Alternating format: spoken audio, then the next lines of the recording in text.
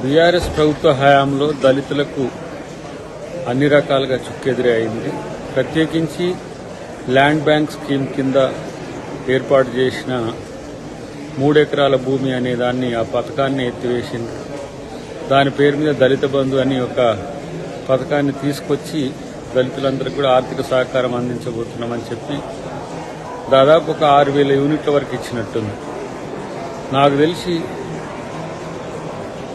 1,70,000 కోట్లు అవసరం ఉండే ఆ దళిత బంధు పథకానికి. సో 17 లక్షల కుటుంబాలు ఆ పేరు మీద దళిత బంధు అనే పేరు మీద మొత్తం పథకాలను ఎస్సీ కార్పొరేషన్లో ఉండే పథకాలన్నింటినీ కూడా రద్దు చేసిన ప్రభుత్వంగా గత ప్రభుత్వం బీఆర్ఎస్ ప్రభుత్వం ఉంది. ఎస్సీ ఎస్టీ సప్లాన్ చట్టం తీసుకురావడం ద్వారా 15% నిధులను బడ్జెట్ నుంచే నేరుగా కేటాయించి ఖర్చు చేసే విధానాన్ని కాంగ్రెస్ ప్రభుత్వం తెస్తే దానికి సవరణలు తీసుకొచ్చి దాన్ని మొత్తంగా కూడా తప్పుదోవ పట్టించి క్యారీ ఫార్వర్డ్ అనే సిస్టమ్ కూడా పక్కన పెట్టే పరిస్థితి మనం చూసినాం. సో దళితులకు కేటాయించిన అసైన్డ్ భూములన్నింటినీ కూడా ప్రభుత్వ అవసరాల కోసం, వైకుంఠ ధామాల కోసం, హరితహారం కోసం, ప్రభుత్వ ఆఫీసులు కట్టించడం కొరకు, కలెక్టరేట్లు కట్టించడం కొరకు చేసిన పరిస్థితి మనం చూసినాం.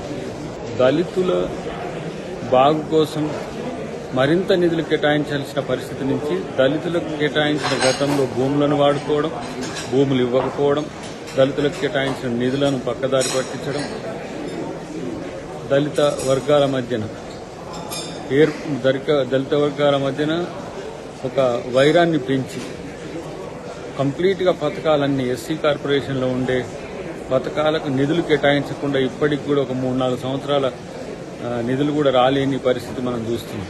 కాబట్టి ఇప్పుడు కాంగ్రెస్ ప్రభుత్వం గతంలో అమలు చేసిన పథకాలన్నింటినీ తీసుకురావడమే కాకుండా ల్యాండ్ బ్యాంక్ స్కీమ్ను పునరుద్ధరించే ప్రయత్నం కూడా ఉంటుంది.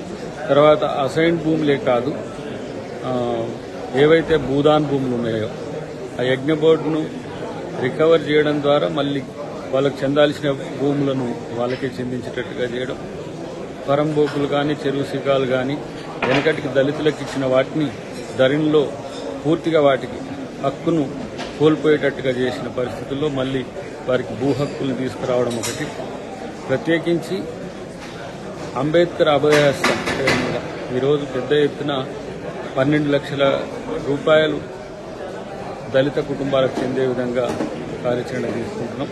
కాబట్టి ఒక రకంగా గత ప్రభుత్వం దళితుల పట్ల సీతకన్ను చూపించడమే కాకుండా వారి దళిత యొక్క నిధులను, భూములను, వారి పథకాలను, వారికి సంబంధించిన ఆర్థిక సామాజిక అంశాలన్నింటినీ కూడా కుప్పకూల్చిన చరిత్ర మరి బీఆర్ఎస్ ప్రభుత్వానికి ఉన్నది.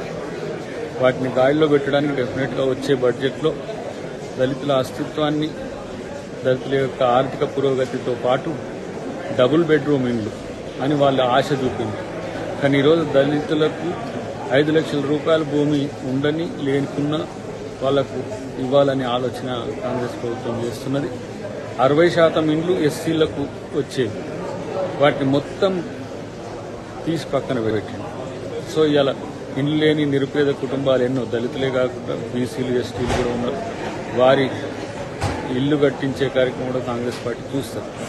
సో మొత్తంగా గత ప్రభుత్వ వైఫల్యాలు గమనించినాం.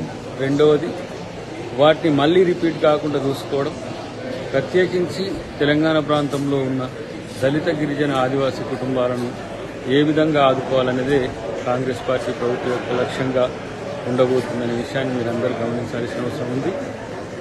ఒక సరైన మార్పు కోసం ఈరోజు సరైన ప్రభుత్వం, సరైన నాయకుడు ఈరోజు తెలంగాణ ఎన్నుకున్నది. కాబట్టి డెఫినెట్గా అన్ని సరైన పద్ధతిలో ఉంటుందనేది మా యొక్క అభిప్రాయం.